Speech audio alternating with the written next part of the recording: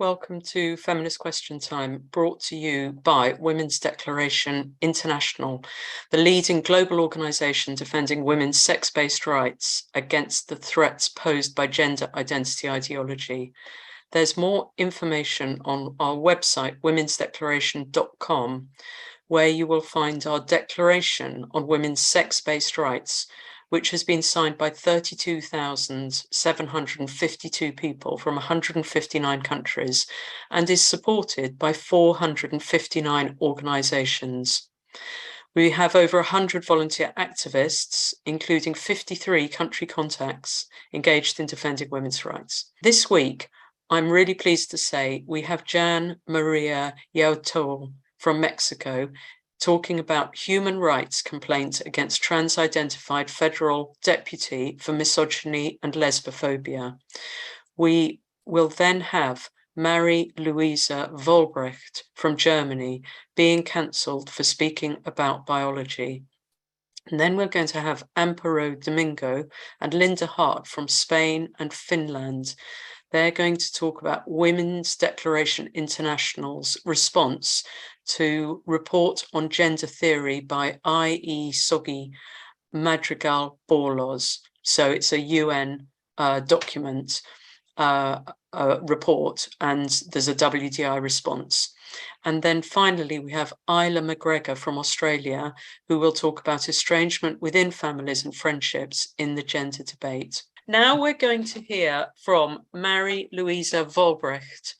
Marie-Louise is a PhD student in biology, behavioral physiology and neuroscience. She's currently studying in Berlin.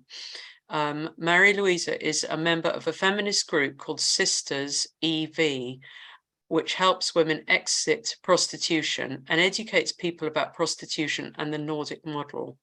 She's a feminist Twitter activist at Fraulein_Vogel IV, or Fräulein, and her talk will be about sex and gender was cancelled, and it started a very big conversation. So it's a great pleasure to have you here talking with us, and we're so sorry of what has happened in the last few months to you, but thank you for coming.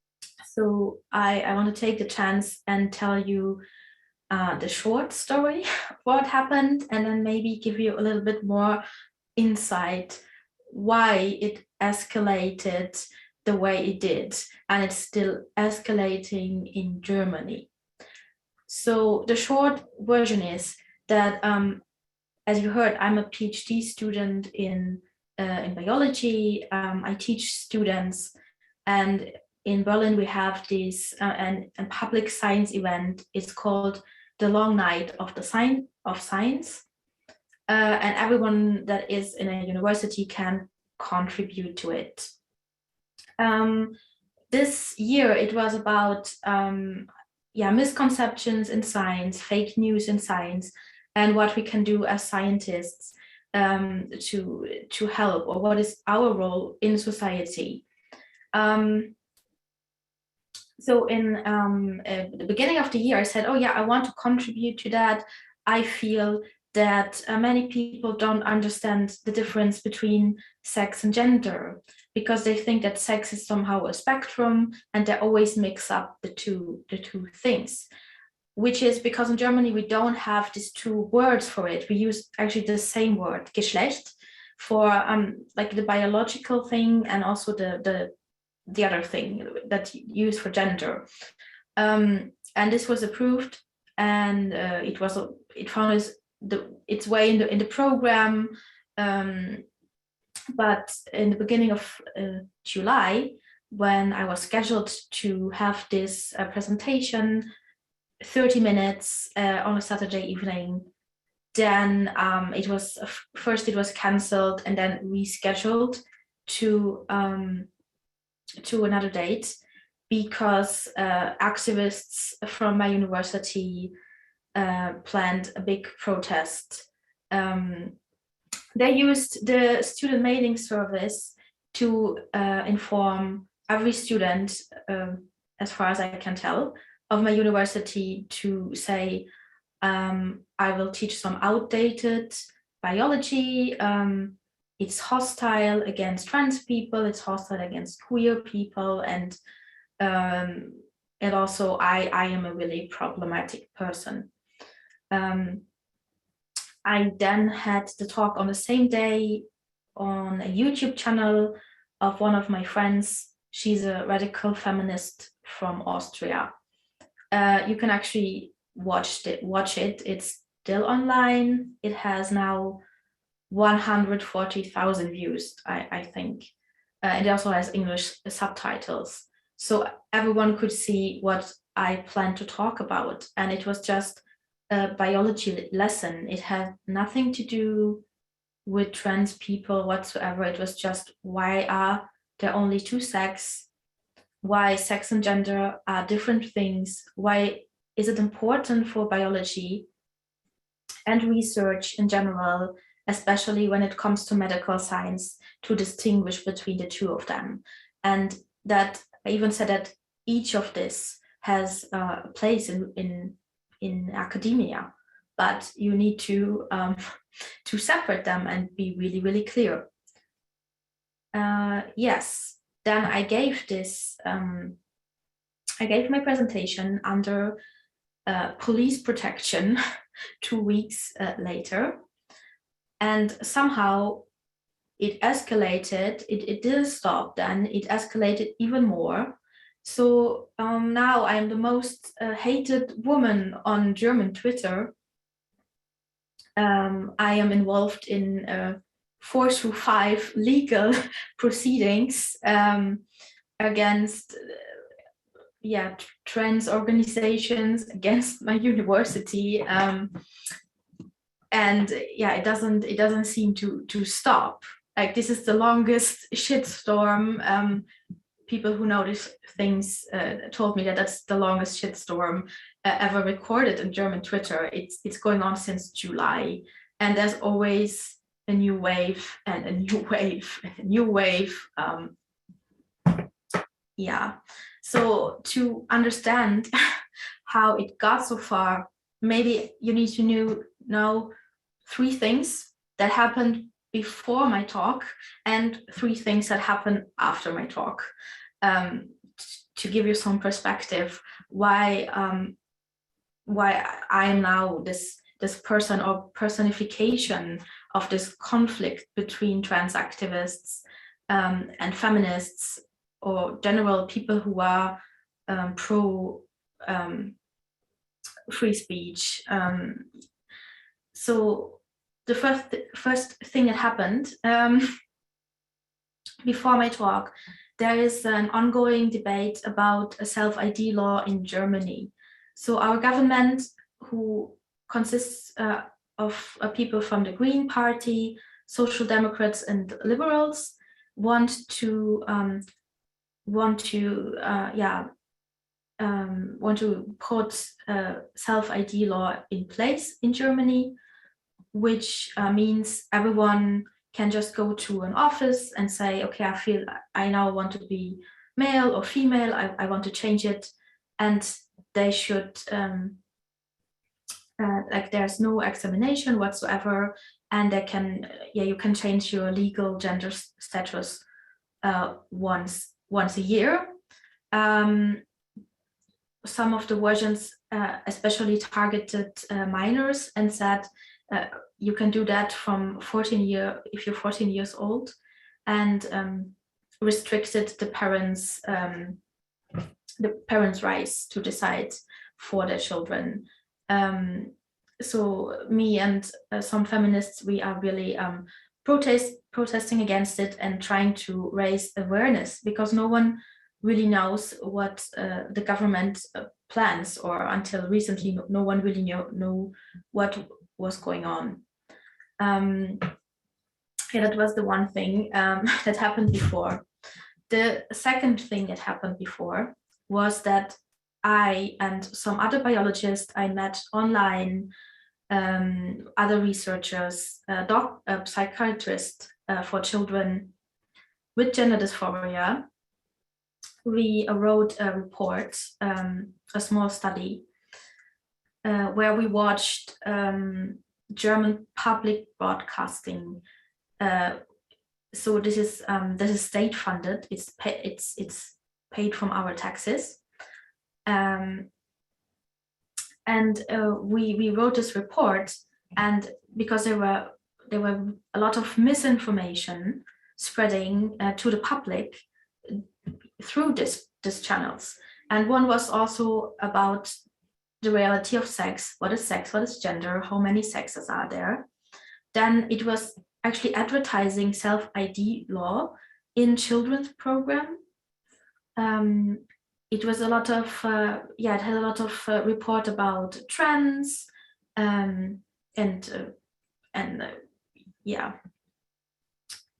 but it also had like implicit sexual sexual things that were brought to children or young adults on the channels.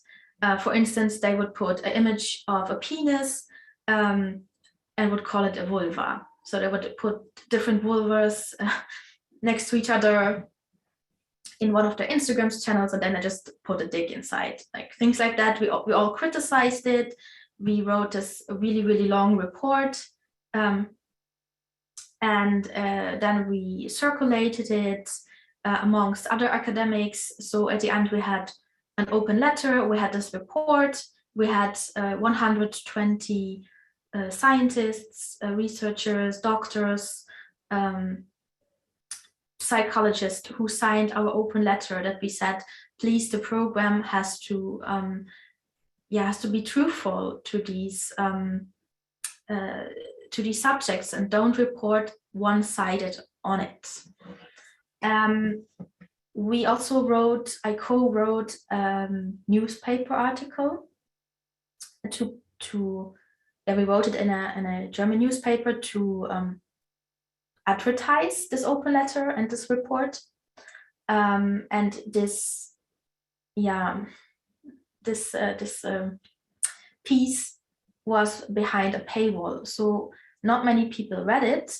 But this was the first shitstorm, because everyone was like, "This is hostile against trans people, and you're you're right-winged American Christians who want to forbid sexual informations towards children." Many things that are not in this newspaper article. And this article came out in June. So that was the second thing that happened. And then I was in the spotlight because my name was on this article and on this report. So before, no one really cared about me.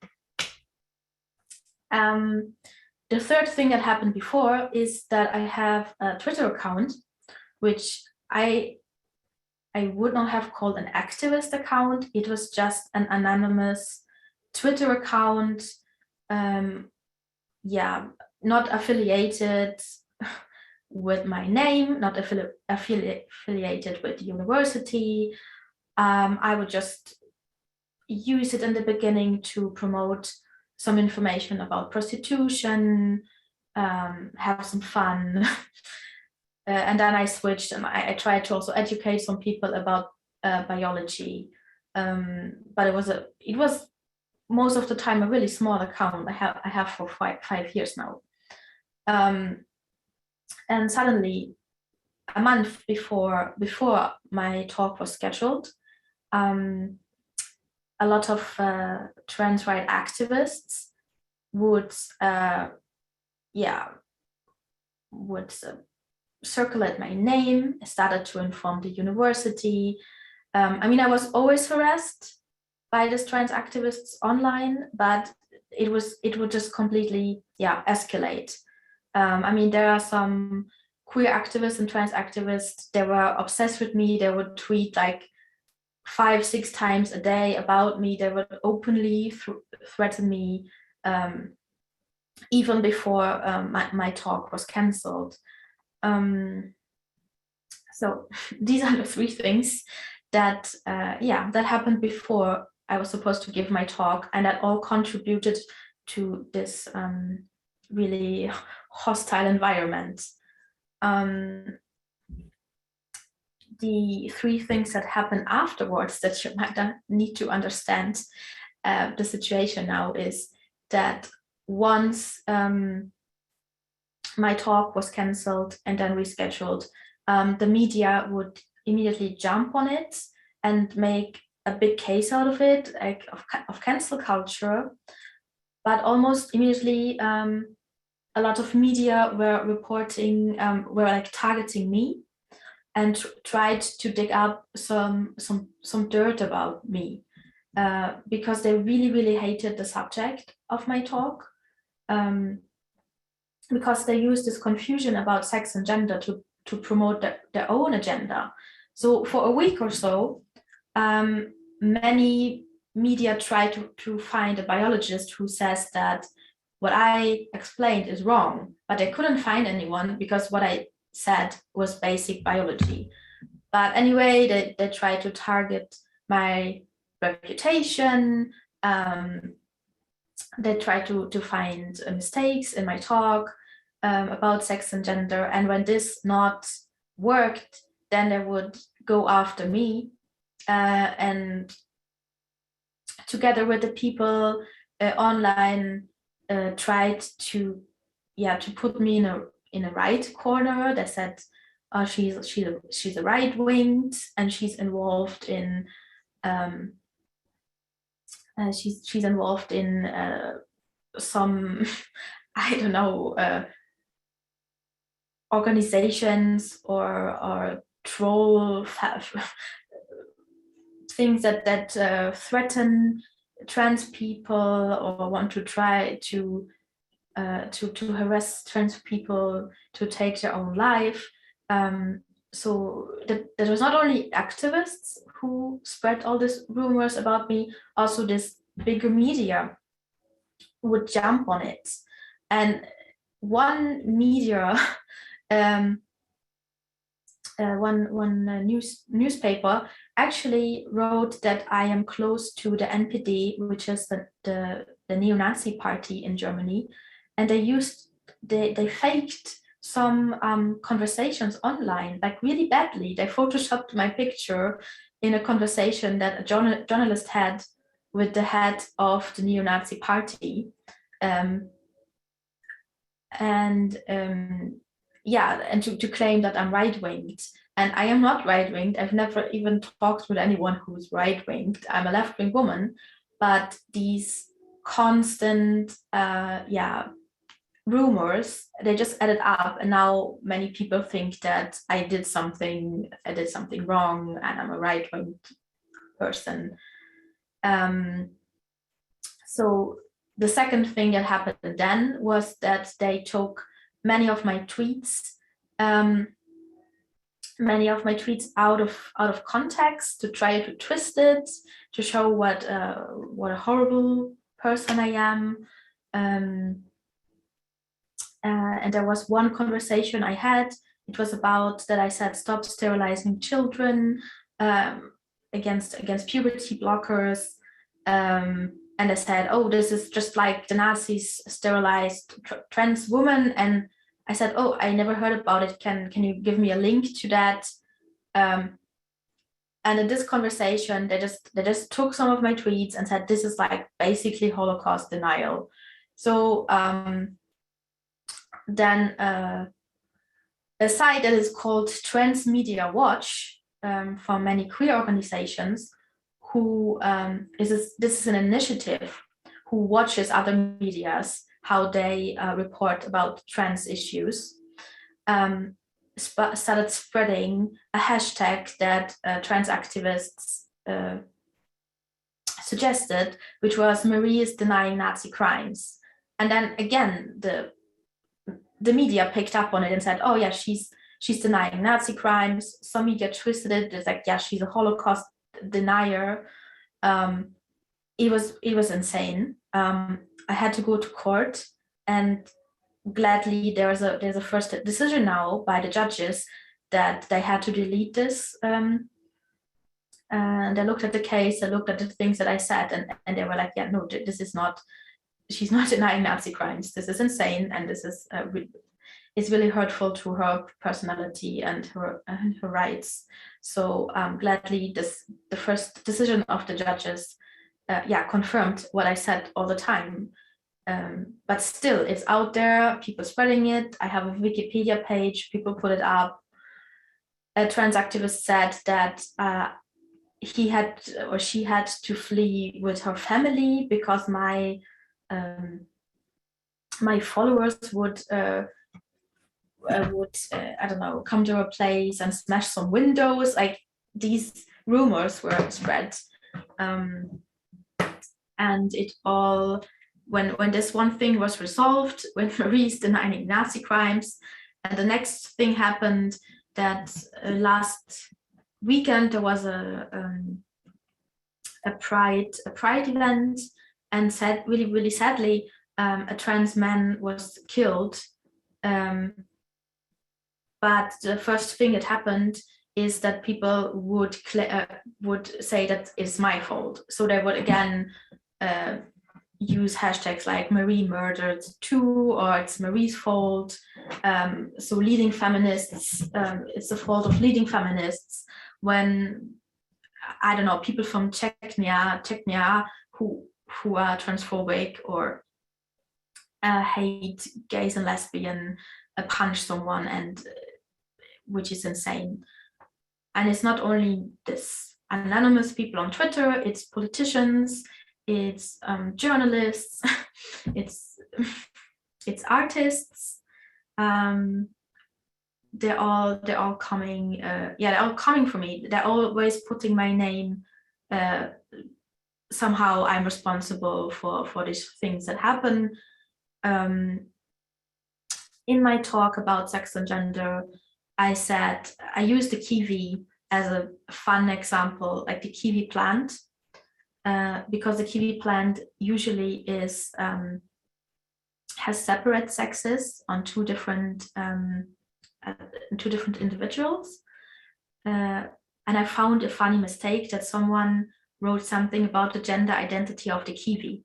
So use this as an example to how not to report on these issues. And then people on Twitter would put kiwis in their in the bio, and it was a running gag.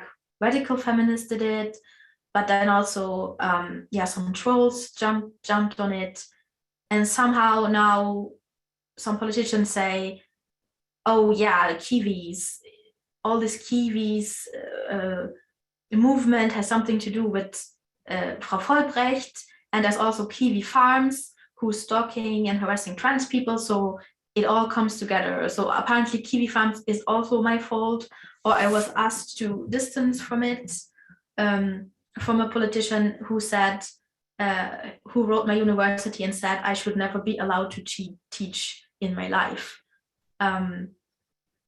This is, I hope I gave you a good overview of the situation now.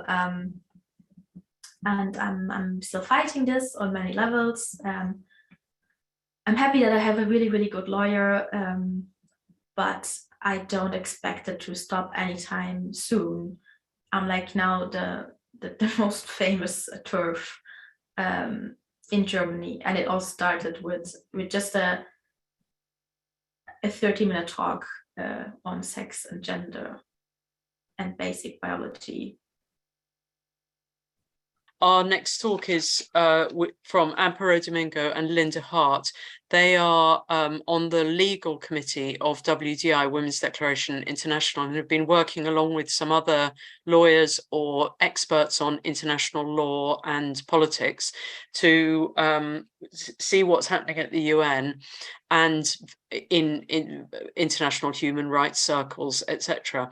And they, along with others on the legal committee, have come up with WDI's response to a report on gender theory by I.E. Sochi Madrigal-Borlos, but I'll hand over to you so you can explain what it is. So Amparo Domingo is also the country contact for Spain for WDI and host of this webinar often.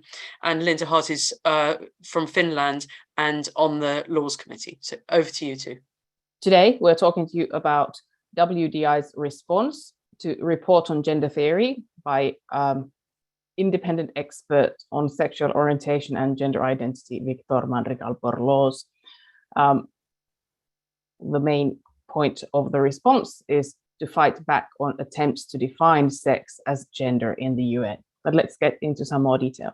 Last May, Women's Declaration International called on the United Nations Office for the High Commissioner for Human Rights to protect women and girls globally on the basis of sex by refraining from approving the report on gender theory by Víctor Madrigal-Borlós, independent expert for protection against violence and discrimination based on sexual orientation and gender identity at the United Nations. We argue that the independent expert must give space and consideration to women's concerns and the potential erosion of women's rights. In his report, which came out last summer, he has done the opposite. The first and second parts of the report submitted to the United Nations Human Rights Council in June and July 2021 are called The Law of Inclusion and Practices of Exclusion. Part 1 of the report presents incorporating gender identity in legislation as purely positive and legitimate, whereas Part 2 of his report presents any defense of sex-based rights as negative and exclusionary. To us, it seems that the report seems to be designed to advance the incorporation of the nebulous and shifting concept of gender identity within international law without proper scrutiny and critical examination. We believe this is done in a manner that violates the fundamental human rights of women and girls as a female sex class. In much of what is written in the 3 different documents that can be accessed, Part 1, Part 2, and then also a kind of an easy to read summary.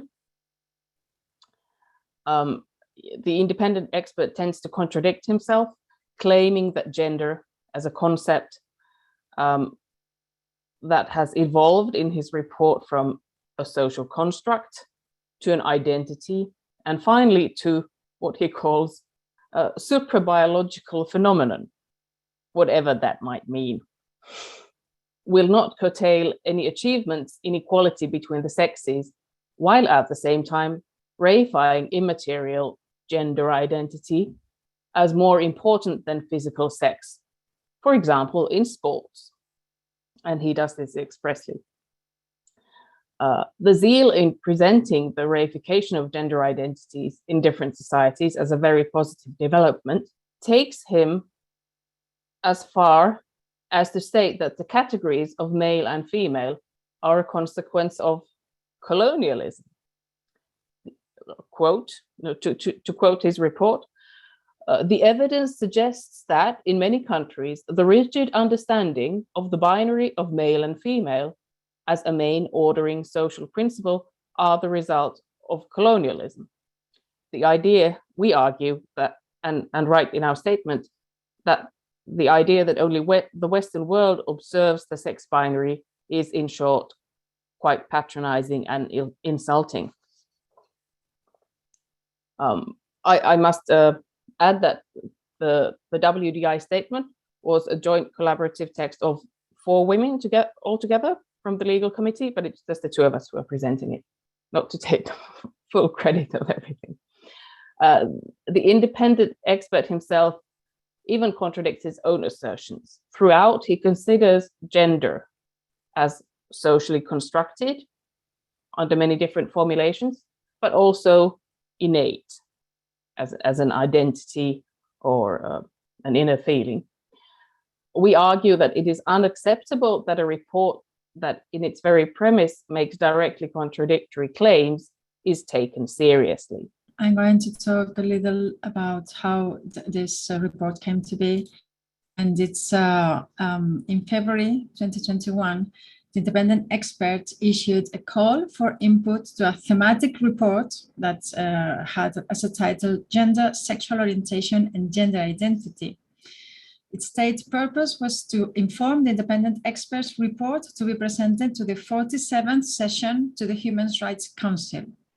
So this was a report to present before the UN as in an official manner. So throughout the process, there has been lack of transparency and smearing of feminists.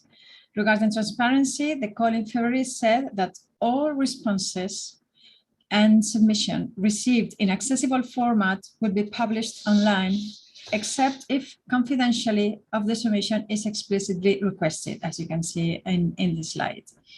But then when the report arrived, as you see, some of them were excluded. We're aware of at least 3 submissions that were both timely and submitted using the required accessible PDF format. These submissions were made by WDI itself. At the time, we were called with our former name, Women's Human Rights Campaign, and also by 2 signatories of the declaration, Jan Rivers and Anna Kerr of the Feminist Legal Clinic in Australia. Correspondence from Rivers and Kerr is available in the footnotes of the WDI statement, which is available on the WDI website. As you see in the screen, on screen, he said that a comparatively small number of submissions were hateful, so they're going to be excluded without giving any chance to fight this definition of being hateful. As I was telling you, we were aware of these submissions that, of course, were not hateful and have not been publicized. And the thing is that the Office for the High Commissioner for Human Rights offers instructions about good governance, making a mention of transparent and accountable processes and institutions. Furthermore, the Human Rights Council offers attributes of good governance as transparency, responsibility, accountability, participation, and responsiveness to the needs of the people. So we call on the Office of the High Commissioner to live up to these ideals it espouses and to publish the submissions made by, to a great extent, grassroots women's organizations to the independent experts and to explain what in the submissions is regarded as hateful or hate speech. The use of hyperbolic language is nothing short of astonishing during the report. Submissions from feminists describing the harms that gender identity ideology creates for women and girls were placed. That was called Practices of Exclusion, which, according to Madrigal-Berloff, that report had as a goal to analyze backlash against the incorporation of gender frameworks. So the defense of women's sex-based rights is a backlash against the gender frameworks. So, as I said, it includes feminist positions. Sheila Jeffreys was mentioned. And harms to women and girls' rights were described patronizingly as alleged. In sum, we argue that with this report, the independent expert seeks to assert a new meaning for gender in direct conflict with how it has been used and understood before. This is done by stepping away from its conventional meaning of social roles and expectations assigned to both sexes to an integral part of individual identity, that would be the gender identity they talk about, or personality, which they explain as gender expression. He also does not acknowledge the resulting confusion of this to the meaning of gender in international and human rights law. By colonizing this key word in this manner, all existing legislation that seeks to prevent discrimination on the basis of gender, understood so far in history as combating the hierarchy, privileging men over women in the distribution of wealth and power, now would invert the scope of such legislation. Nowadays, in some jurisdictions, not complying with the demands and wishes of those who claim to have a gender identity, that not complying is considered legally sanctioned discrimination. We conclude our statement sent to the Office of the High Commissioner for Human Rights of the United Nations that protection of gender or gender identity in place of, in addition to, or as a component of sex contravenes the principles reaffirmed in the Declaration of Women's Sex-Based Rights, violates the sex-based rights of women and girls globally, and must be rejected. In short, I'm a sociologist, researcher, and have studied international law quite a bit, but not very recently. So after a few years of studying and researching rather different topics, I was horrified to find out that things had gotten so crazy in many ways, because back in the 2000s, the noughties, when the first set of Yogyakarta principles were formulated into a document, if one adopts a charitable interpretation, it's like, okay, because sexual orientation and so-called gender identity had not really been on the global UN agenda at all. And even just talking about the human rights of being protected from violence, etc., on the basis of these attributes, it was quite a job to get even the basic stuff on the global UN agenda. But in recent years, things have proceeded very, very quickly. Amparo will offer some further commentary on the Yogyakarta principles and Madrigal-Borlós. But what really stood out in Madrigal-Borlós' report from last year, Report on Gender Theory, even the title is a bit absurd from a kind of a so-called women's studies or gender studies point of view. What gender theory? Usually the critique from the other side, our opponents, is that there's not one actual thing called gender theory. What on earth do you mean? But in the report, what stands out that really rather concrete empirical issues are brushed over. So women's sports, like Amparo mentioned, harms caused to women and girls, for example, in the field of sports is more like the text of report reads that, it is just a prejudice and alleged harms, and a sign that these feminists, whoever, think that, quote, trans girls are not girls, and something like that. So personally, from a kind of professional perspective, it's like, how on earth has the argumentation gone so low that it is not of better quality, so to say? And not in the actual reports, but in the summary. For some reason, there's a little point about puberty blockers as well. The actual reference given in relation to puberty blocking treatment, which is dealt with in a positive manner, is Turban et al. 2020, which is well known to be one academic article, a low quality study, because it is based on data which is non-representative and not from a clinical environment, and an internet survey. And the independent expert doesn't give any kind of an inkling for the general public or the readers that it is not one study that could prove anything. It is more like a body of evidence, several scientific studies that then can point some way. But if we want to think of positive developments, at least in the questions of women's sport and puberty blockers, we have actually come quite a long way during 1 year, because now sports organizations have been giving new guidelines, for example, in the field of swimming and rugby.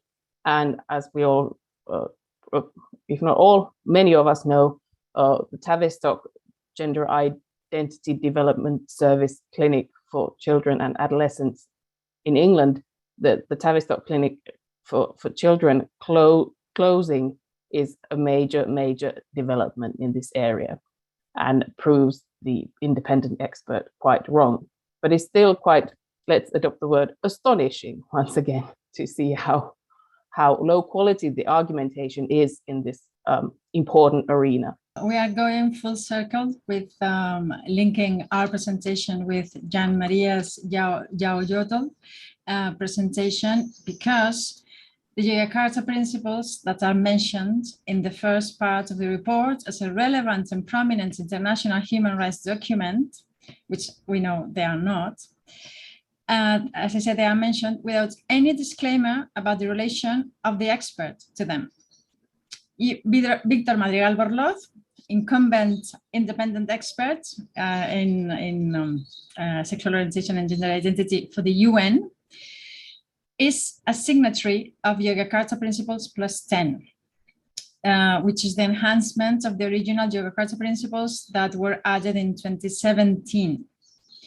Not only he omits that information in his report, but he goes further because he makes a false claim saying that it was in 2018 when he, and this is a quote, I quote now, he concluded that the right to self-determine one's gender was a fundamental part of a person's freedom and a cornerstone of the person's identity, unquote. So he says that as it was his conclusion in 2018, as if that hadn't been his belief already when he was appointed to this UN position only 5 days after Yogyakarta Plus 10 were published. You can see the tweet where he launches the addition to Yogyakarta Principles, November 27th, 2017. He's so proud to have been a part of this extraordinary, by all measures, document. And then he was appointed December 4th, 2017, for this position at the UN. So that's how, though they have not been approved and incorporated into international instruments of human rights, but they are being pushed very hard, very aggressively by people working inside the UN, as the SOGI expert, so to say, María Yaoyólotl, who last week had an official visit to the US, pretending that so-called trans rights were in danger in the US because feminists, bad, wicked feminists were preventing some legislation to pass. And he was mentioning, of course, all the bills that and laws that have been passed to protect, for instance, women's sports in different states in the United States. So that was last week. He goes on with his support of self-identification, which is so staunch that he considers the requirements of, and now I'm quoting again, medical certification, surgery or treatment. He says that these are abusive or even, and this is another quote, cruel, inhuman and degrading treatment and possibly torture. So medical certification is torture for María Yaoyólotl. And this is in an official report that is written by this expert for the UN, with all the seals and logos, and it says uploaded at the official website of the UN. It's now an official document. And nevertheless, it's very curious to find out that in the same paragraph, he contradicts himself by stating that, another quote, access to transition-related medical care is part of the measures ensuring bodily autonomy for trans persons. So first is a torture, and then it's a human right. So we leave it at this point, but I encourage anyone interested in the subject to follow this person and his office and all the material he's producing, because he's creating a lot of reports and information that later on have a direct influence on what the governments are doing from the national point of view. And some months ago, he, in a recorded intervention, he encouraged every government on earth to have self-ID before 2030, you know, the Agenda 2030. So he made that appeal to every government, every state on earth to have self-ID before 2030. Please do get to know our statement from the WDI website, and if interested, do have a read of the report on gender theory. If anyone would be interested in joining WDI teams working on international law or organizations of states such as the United Nations, the European Union, or the Council of Europe, please contact. We added the basic email address. Hopefully then the campaign can forward your emails to us. We have the legal committee, and there's a new budding kind of an EU team, but that could be then broadly incorporating other European organizations such as the Council of Europe as well. And thinking back to what Amparo was talking about in her comment, knowledge and expertise on international law and politics is appreciated, but also we might be interested in hearing from women in healthcare professions. So could be medical doctors or nurses or physiotherapists or anyone with specific knowledge and motivation coming together. Please let us know. And what new volunteers could do is really, it can be a one-off thing, digging out some information, perhaps from a particular country or in a particular theme, perhaps giving one talk in the webinar, but you can also remain anonymous and in the background if you want. So it really can be tailored for your needs. Thank you very much. We're now going to go on to our final speaker. Isla is a free speech and women's rights advocate. Since the late 1980s, she has worked as an advocate for whistleblowers and on women's liberation issues since 2012, and since 2018 on the campaign for sex-based rights. And the title of her talk is Estrangement Within Families and Friendships in the Gender Debate. I'll be talking about a couple of different topics today. Just initially, a very quick roundup on what's been happening in Australian media in the last couple of months. And then I'm going to go on and talk about issues around family and friendship breakdowns, a very personal perspective, but with a broader view looking at how the gender debate is impacting on cohesiveness in our community. We've had an exciting couple of months in Australia, starting to get some traction from the Australian Broadcasting Corporation, the ABC and SBS, not largely due to their initiatives, but due to the pressure being put on the ABC and SBS from gender critical feminists. Firstly, we had a couple of months ago an SBS program on sport, and I'm just going to read to you the result of a complaint that was put in to SBS about their reportage on this. One of our activists here wrote a complaint to the SBS complaining about the lack of impartial and fair reportage. The organisation's Audience and Consumer Affairs Department found in her favour and that the story did not include relevant research showing that trans women can retain physical advantages. The findings were terrific, that the report did not provide an adequate overview of the available science. It did not include reference to relevant recent research. The story was materially misleading and breached standards for accuracy and impartiality. So we had a bit of a win there. The second most amazing story that came out on ABC's Media Watch program, which is a pretty hard-hitting weekly program covering media stories. And in this case, it was Paul Barry as host of the program attacking the ABC for its complete failure to cover the Tavistock gender issue and how it was relevant to Australia. You can actually Google this if you wanted to have a look at it. It's on, the title is ABC Skips Tavistock.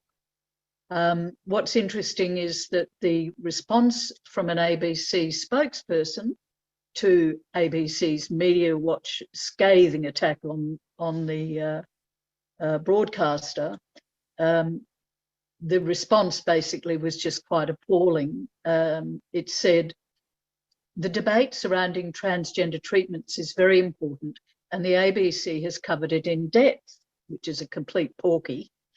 The focus of our coverage is what is happening in Australia, and Australian practices differ significantly to those that were in Tavistock.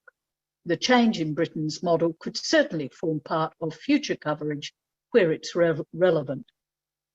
But what's interesting is that our National Investigative Reportage Programme, ABC Four Corners, while it's still done 2 sort of puff pieces on Michelle Telfer from the Royal Children's Hospital Melbourne Gender Clinic, has still refrained from producing any impartial report on gender clinics in Australia, particularly subsequent to this move with the Tavistock. Additionally, just last week, there was a ABC program called Q&A with the new host Stan Grant. This was on sport yet again. All the 5 panelists, including trans sportsperson Hannah Mounsey, were all pro-trans or somewhat impartial. A complaint was put in to the ABC, and at the last minute, Deborah Akerson, who is a former professional weightlifter who previously competed with Laurel Hubbard at Commonwealth Games, was included in the program, but she only got 5 minutes. Interestingly, they put in a health professional who clearly was in the audience, positioned to put forward the position of, well, the science isn't really, fully decided. Another astonishing program from the ABC, given the previous decision with SBS Sport program. There had been an SBS Sports program probably about 3 months ago, which was fairly balanced on SBS Insight. The producer for that, Connor Webster, also did a follow-up program on broken families, actually, and I appeared on that panel. But the panel was, I think, very stacked, and it was, once again, I think there are people in the media, particularly ABC and SBS, who really want to do a professional approach to their coverage on these issues, but their hands are being tied and basically they're in fear for their positions. We've had 2 big exposés in the national paper, the Australian recently, actually just one in the Australian, and I'll show it to you. It's first for Australia. I don't know whether you can see that, but it's a detransitioner story. It's the first detransitioner story that's hit the press in Australia, about Ollie Davies, and it's received a lot of sharing and coverage. What's most interesting is that at the end of the article, Ollie Davies actually refers to the trans movement as being somewhat of a cult. The other news that we had in the Age and Sydney Morning Herald was the first detransitioner legal action being taken against a psychiatrist. This was reported a couple of weeks ago. And the biggest bombshell that came out was in the Daily Telegraph, and that was a report on Kit Kowalski's brilliant investigation into ACON. ACON is the Stonewall counterpart. And so ACON's activities in, forcing compliance with trans dogma has been finally exposed in the Daily Telegraph by journalist Clarissa Bai. So Clarissa's been doing some excellent journalism in Australia. So that's the roundup that I can give you at the moment. Tasmanian media continue to be completely resistant to covering issues. I put out a media release a couple of weeks ago after writing to the Children's Commissioner here, calling on her to establish an independent inquiry, which she has the powers to do, to investigate the current Tasmanian Gender Service in light of their affirmation-only approach and, of course, the Tavistock decision. Not even the Mercury would cover this, even though I've given them information for health professionals who are prepared to speak to these issues and their contact details, including the National Association of Practicing Psychiatrists. And of course, the usual reason why media aren't covering these issues, and this was something that was said to me in a face-to-face meeting with the editor of the Mercury, they have to be very careful of harm. So this false notion that if you report impartially on this, trans people will be hurt, is the excuse that editors and journalists are using not to cover the other side of the story. We're very familiar with that. Well, that's all on that subject. So I'll move on to this other issue about broken families and broken friendships. And this is such a heartrending thing for so many of us in this movement, that long-standing friendships that we've had with people for many years, relationships with brothers, sisters, aunties, uncles, children, are being put under intense pressure. And many of us have been dumped, if you like, because of our transphobic and bigoted views, allegedly. I think that there's a number of reasons for this when it comes to young people disassociating from family members. And I'll look at that a little bit later when I've finished explaining my own personal experience. I have a daughter who is 33 years of age. She trained at the National Institute of Dramatic Art in acting. She returned to Tasmania some 7 or 8 years ago and set up her own theatre company, a feminist theatre company called Loudmouth Theatre Company. And she was the director, producer. She basically is very talented, multi-skilled, and highly regarded within the arts community here in Tasmania. And she is part of the LGBTQI movement here in Tasmania. She eventually changed her identification labels to become genderqueer, I found out this year.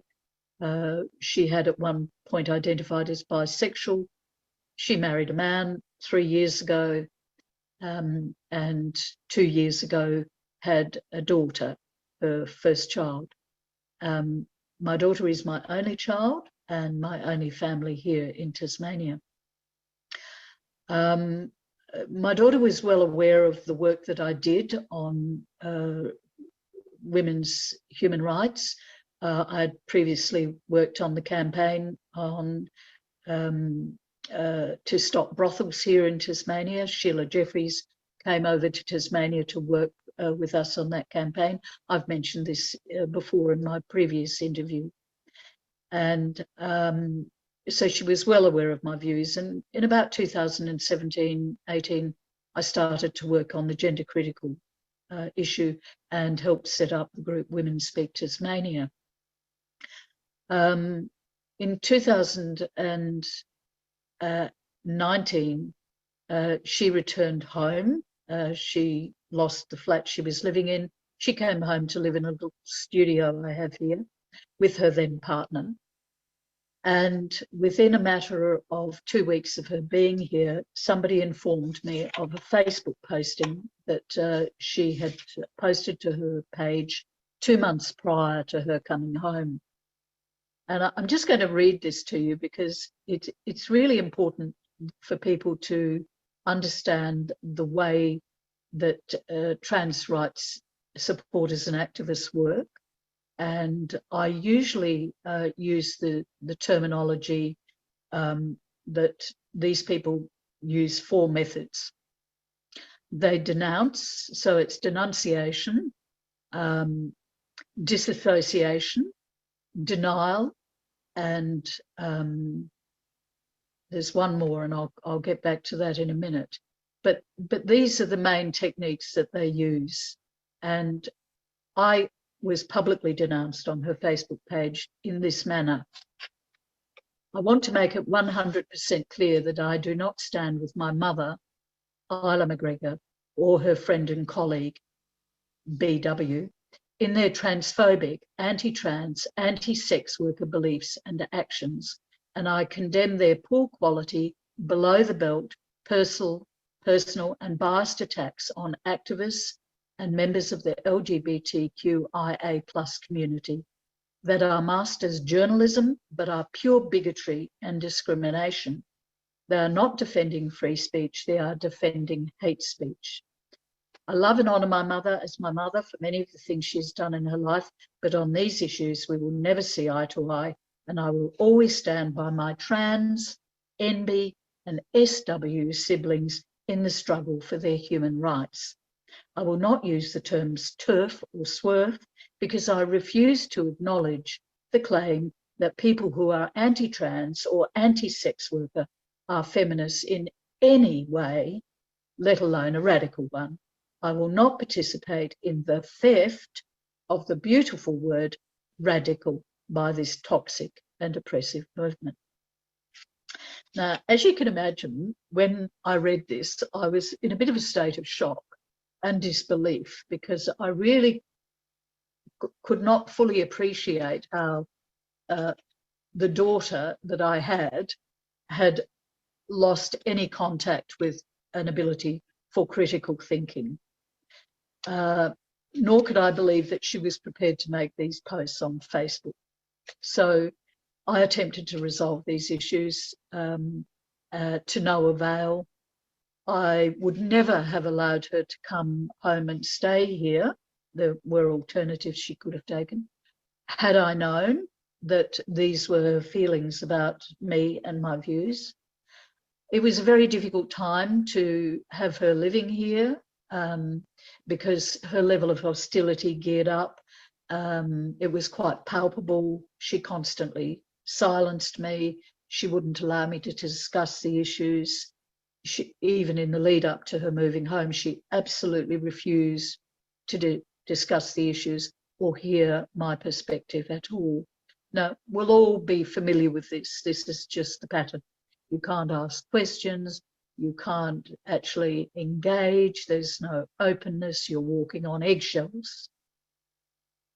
So she eventually, after getting married, a couple of months later, she left here, and I wrote her and her partner a couple of letters saying there are ways that you can agree to disagree, and that's the important thing, that there are other things in your relationship. And I also raised the issue that as I knew she was preparing to have a family, that this would likely not make it possible, although I didn't rule it out because I wanted to leave the door open for future discussions. Very difficult for me to have a grandparenting role with a child who is going to be brought up in this cult with this sort of anti-biological sex perspective. I only found out this year that after doing the SBS Insight program that my daughter refers to her daughter as a they, them. The they, them is 2 years old, by the way. I doubt she has registered a gender, a sex on the birth certificate because we have sex self-ID here.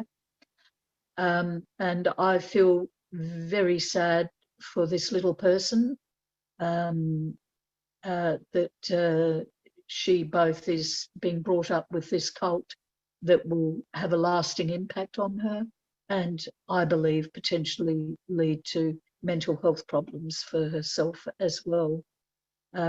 it is possible that one day she may seek the grandmother out, and you know, I will of course be open to that. Because of my public role on this issue in Tasmania, both at local council level and in the media, even though we haven't had much reportage, you know, I'm very much associated with the gender critical push in the state. She has supported the people who have opposed me. She's supported the people who I worked with for the public forum here in February with the coalition for biological reality, the big public forum we had in Hobart. So it's been, it's an issue that most people in the arts community are aware of, the fact that Maeve McGregor is distanced her mother and there is no relationship because her mother's a TERF. So it's well known, and it's something that so many of us have experienced, even with other members of my family. They don't want to discuss this issue with me, and many of the women I work with have lost relationships with brothers, uncles, aunties, or there's just no opportunity to discuss them. So 2 years ago, there was a big write-up in the Sydney Morning Herald about estranged families. And in one short paragraph, the author said that two of the main issues that caused estrangement in families was sexual orientation and gender identity, which I thought was very interesting. I would tend to think that more today, it's less about sexual orientation and about, you know, 500% more about gender identity. So I think there are drivers for why young people are disassociating from their parents on this issue, drivers for why this phenomenon is happening. And I'd just like to outline what I think are the key drivers for this. Firstly, and I'm sure most people will agree, social media. Social media plays a major role in entrenching and provoking hostile attitudes towards people you disagree with, and in promoting this ideology as a reality and truthful. Two, the high levels of mental illness amongst young people. I recall my daughter saying to me some years ago that every one of her friends was on medication for some mental illness problem.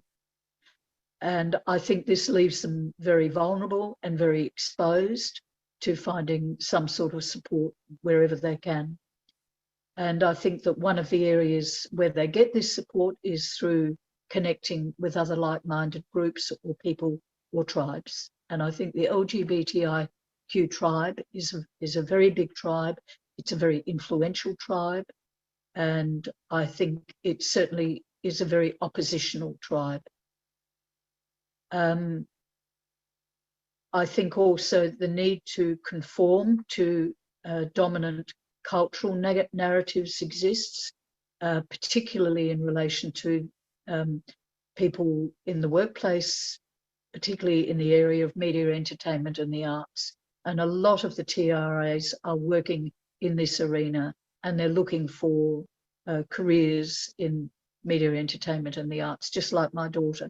And if you do not comply with this trans ideology, you will lose your career. And I've made this comment to my daughter that I understand the pressures, the social pressures that she could be under, and that if she were to let on in the least where she stands on this issue, if it changes from the dominant way of thinking, she will lose her career, and that's the end of it.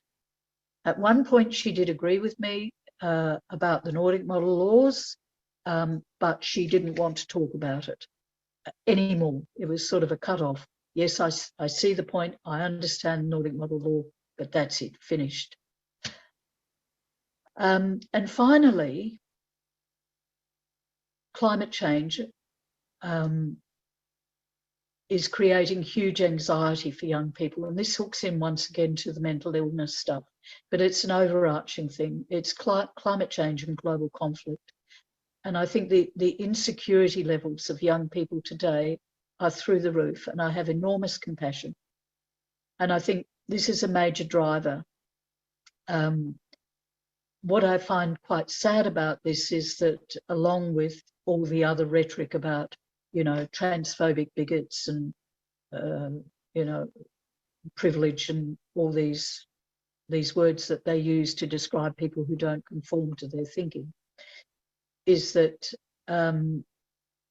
you know, there's also this blame game with our generation. I hear a lot of even journalists and young people talking about this is a generational issue. In other words, the old people are just going to drop off the perch one day and it won't matter. We will prevail. You know, the oldies are going to die out and the right way of thinking will prevail, and we will have, I think what George Orwell said, when the language is perfect, the revolution will be complete. We will have that state that they so want, and us dinosaurs will have gone somewhere else. So, but I think it's a very frightening world for young people to be looking into the future, and they do need to find solidarity in terms of what they're going to be faced with. And I think that is the really tragic thing, that they're finding solidarity over something so fictitious and flimsy, and that when push comes to shove, the realities of resilience and commitment are just going to disappear. Yeah. So I think that's all from me, but I think more people need to be publicly talking about this dissolution. This is happening, this disassociation, the disconnect in our society over this ideology, and that part of the ideology is to do this. It is to dump your family. That's what happens in cults.